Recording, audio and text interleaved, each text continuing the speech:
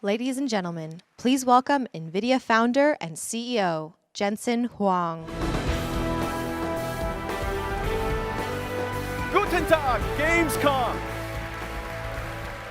The NVIDIA RTX is a platform consisting of architecture and software and SDKs and libraries that allows us to combine different types of rendering technology into one unified and cohesive platform.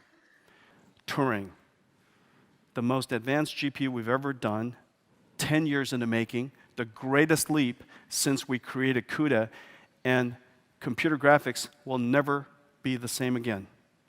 Inside Turing is 18.9 billion transistors. This GPU, this chip, is the second largest chip the world has ever made. So Turing is built for RTX. The first thing I showed you was originally ran at GDC was DGX with 4 volts, 55 milliseconds.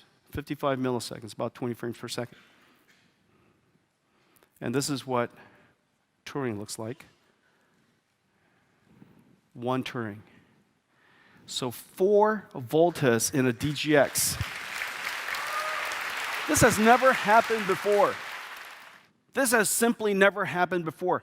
Doing computer graphics, essentially a supercomputer replaced by one GPU within one generation. You guys want to see some games?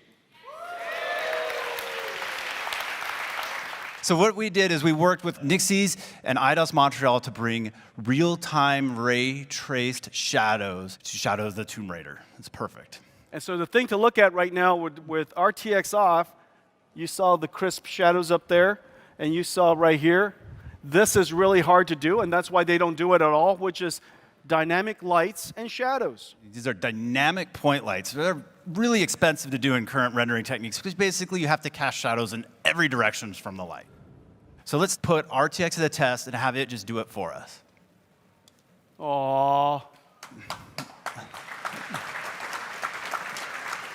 All right, what's up next?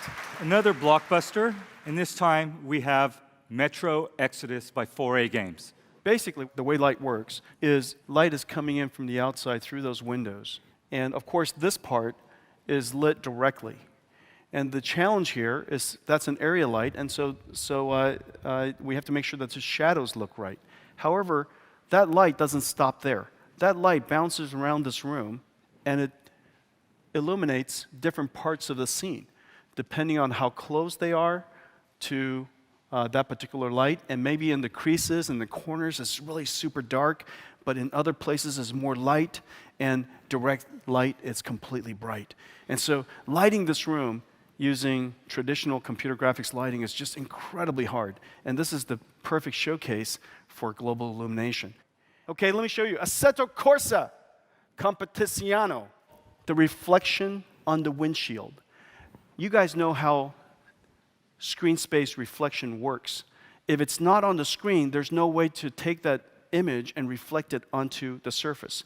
And as a result, look at the glass on top. You see that car, you see the Ferrari up there? It's reflected on top.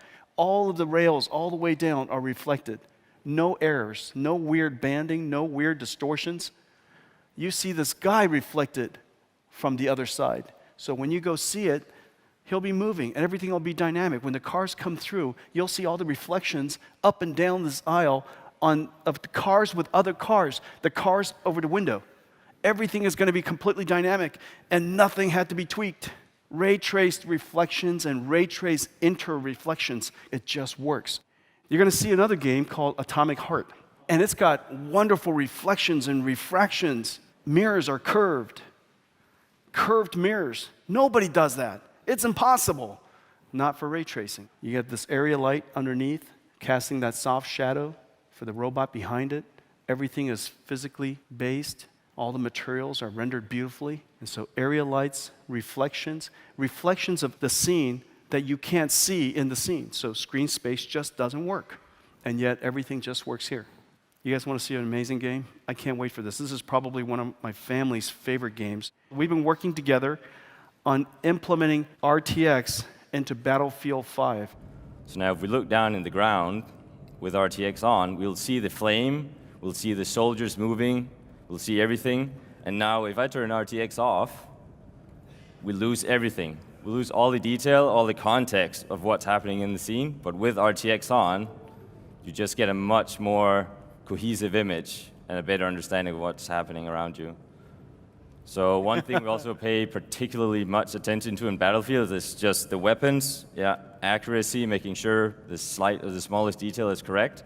And you can see even there, the flames are reflecting properly in the wood of this gun here and in the windows in the back. And now if I turn RTX off again, you lose all this detail. There are so many other RTX games coming your way.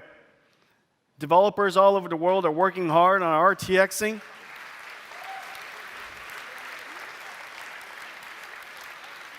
We're going to have all kinds of amazing games coming your way. Well, I guess your question is this. What are you going to run it on? What are you going to run all these amazing games on?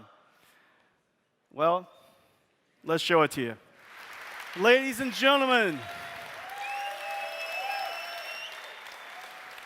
10 years in the making, the GeForce RTX 20 series, computer graphics reinvented.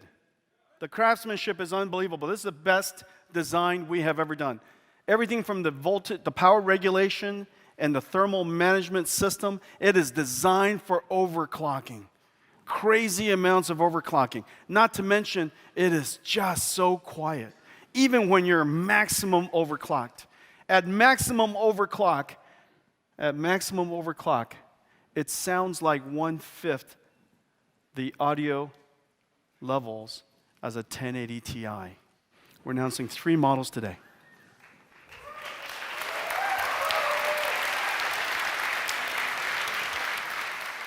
The RTX 2070 with 6 gigaраys per second, 5 times that of a Titan X.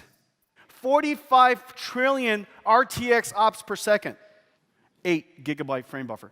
RTX 2080, 8 gigaраys per second, 60 trillion RTX ops, about 6 times the performance of a Titan X for ray tracing, 8 gigabytes, and then the RTX 2080 Ti, 10 gigarays, 78 trillion RTX ops, 11 gigabyte frame buffer, starting at $499. On shelf everywhere, September 20th.